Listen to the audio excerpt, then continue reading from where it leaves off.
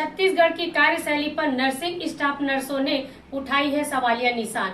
High court के वकील BP Singh से भेंट कर स्वयं स्टाफ नर्स ने आर्य पार की लड़ाई की मांग को लेकर हल्ला बोल शुरू कर दिया है। 800 स्टाफ नर्सों की भविष्य को देखते हुए स्वास्थ्य विभाग कर्मचारी संघ भी इन स्टाफ नर्सों के समर्थन में आ खड़े हुए हैं। गौरतलब है 800 स्टाफ नर्सों को एनएचएम के द्वारा मई में 30 तारीख के बाद सेवा समाप्ति की जा रही है, जिसके विरोध में विभिन्न जिलों के स्टाफ नर्सों ने हाई कोर्ट में याचिका लगाना शुरू कर दिया है। स्टाफ नर्सों ने बताया कि एनएचएम के द्वारा 20 नवंबर के एग्जाम नहीं हुआ है और नियुक्ति की प्रक्रिया चालू की जा रही है, जिसका विरोध सभी नर्सिंग छात्रों द्वारा की जा रही है और ये मांग रखे हैं कि जितने लोगों ने पूर्व से सेवा में लगे हुए थे, एनएचएम के द्वारा उन लोगों को पात्रता सूची में नाम ही नहीं है। न्यायालय हाई कोर्ट ने पूर्व में आदेश दिए थे कि याचिका कार्यकर्ताओं को चयन किया जाना सुनिश्चित करें। इतने भ्रष्ट हो गए हैं कि अधिकारी भी इन्हें न्यायालय की बातों को अवहेलना कर दिए हैं। देखें पूरी खबर। स्वास्थ्य एवं बहुउद्देशीय कर्मचारी संघ के कार्यकारी प्रांत अध्यक्ष डॉक्टर राव ने कहा कि किसी भी स्टाफ के साथ गलत नहीं होगा, सबको न्याय दिलाने की बात कही। दुर्ग से विजयलक्ष्मी चौहान की रिपोर्ट वीएससी एक्सप्रेस न्यूज के लिए।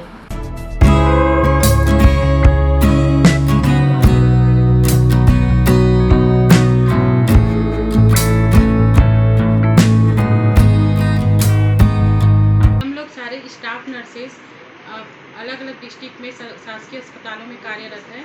हमें अभी एनबीएसयू और एसएनसीयू का 21/4 को विज्ञापन जारी हुआ था एनबीएसयू और एसएनसीयू स्टाफ को लेने के भर्ती प्रक्रिया के लिए, और हमें जब नियुक्ति की गई थी तो नियुक्ति के टाइम बोला गया था कि अभी जो कोविड में ड्यूटी कर रहे हैं उन्हीं को एनबीएसयू का पोस्ट दिया जाएगा करके। लेकिन जब हम उस विज्ञापन को देखें तो हम उसके लिए हाई कोर्ट के शरण में गए, तो हाई कोर्ट के शरण में जाने के बाद एनएचएम के वकील के थ्रू हमें बोला गया था कि हमको पहला प्राथमिकता दिया जाएगा। लेकिन जब वैकेंसी डालने के बाद हम जब पात्र का लिस्ट आया तो उस लिस्ट को देखने के बाद पता चला कि 100% में 20% को भी ही पात्र किया गया है, बाकी को पूरे अपात्र कर दिया गया है। ये हमारे साथ अन्याय किया गया। प्राथमिकता के नाम पे हमें चुप करा के हमारे साथ अन्याय करके हमें अपात्र घोषित किया गया।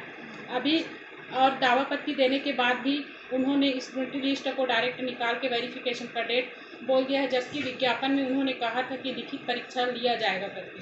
लेकिन वो लिखित परीक्षा ना लेके डायरेक्ट वेरिफिकेशन किया जा रहा है वेरिफिकेशन। तो हमको ऐसे लग रहा है कि वो वेरिफिकेशन करके डायरेक्ट भर्ती दिया जाएगा और ज्वाइनिंग करवाया जाएगा, जिससे हमें बेरोजगार होना पड़ेगा और बेरोजगारी का सामना करना पड़ेगा। शासन को कभी समझ में ये नहीं आया कि हम भी एक नर्सिंग स्टाफ का हमारा भी एक परिवार होता है जिनको आर्थिक समस्याओं से जूझना पड़ता है।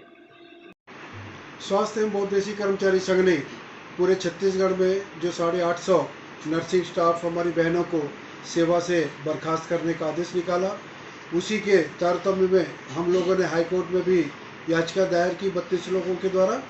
और आज इतनी जल्दी है एनएचएम के संचालक महोदया को कि तत्काल 15 दिन में ही नियुक्ति करने का योजना बना डाली, और जो वाकई में जिनको एलिजिबल हैं, जो 4 साल 5 साल 6 साल से काम कर रहे हैं, उनको अपात्र घोषित करते हुए नए 600 बच्चों को पात्र घोषित कर रहे हैं। ये बड़ी सोचनीय बात है। ये तो पूरा सिस्टम जो है दादागिरी पे उतर गया, ऐसा महसूस हो रहा है, और इसकी पूरी जांच होनी चाहिए।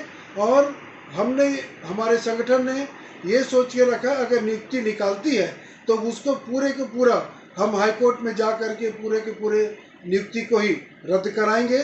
और जितने पुराने जो 6 साल 5 साल से सेवा कार्य कर रहे हैं हमारे 800 बच्चे, उन सभी की नियुक्ति प्रथमता दी जाए, जिसमें हाई कोर्ट में एनएचएम के वकील श्री राव साहब ने अपने तरफ से बोला और हाई कोर्ट ने आदेश किया कि आप लोगों को सर्वप्रथम उन्हीं को नियुक्ति दी जाएगी जो ऑलरेडी कार्य कर रहे हैं।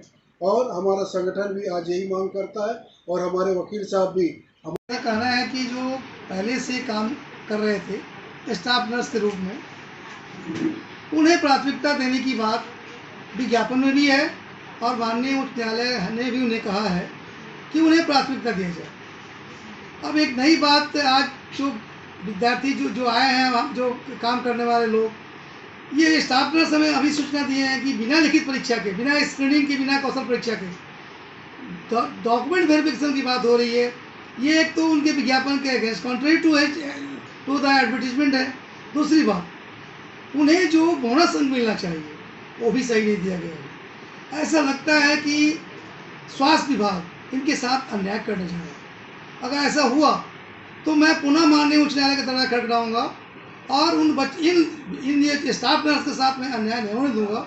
ये मेरी प्रथम प्राथमिकता होगी, क्योंकि इनके सामने रोजगार की समस्या आ जाएगी। ये कोरोना पीरियड में जब कोई काम नहीं करने वाला था इनके साथ, सरकार इनकी जरूरत समझी, इनकी नियुक्ति कर ली, इनसे कोरोना पीरियड में काम करा लिया।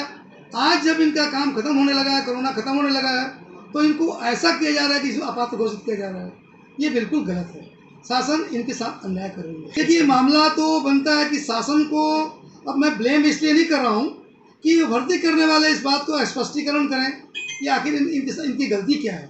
ये एक ट्रेंड स्टाफ नर्स है और कोई भी ट्रेंड स्टाफ नर्स जो नए बच्चे आएंगे उनसे अच्छा काम करेगा। अगर इनको प्राथमिकता नहीं दिया गया तो जो नए आएंगे उनको फिर ट्रेनिंग दी जाएगी, शासन का व्यय होगा, शासन का पैसा खर्च होगा, जबकि उनके पास ऑलरेडी ट्रेंड स्टाफ नर्स है। उन्हें प्राथमिकता देना चाहिए और इनके विज्ञापन में यही बात लिखी गई है।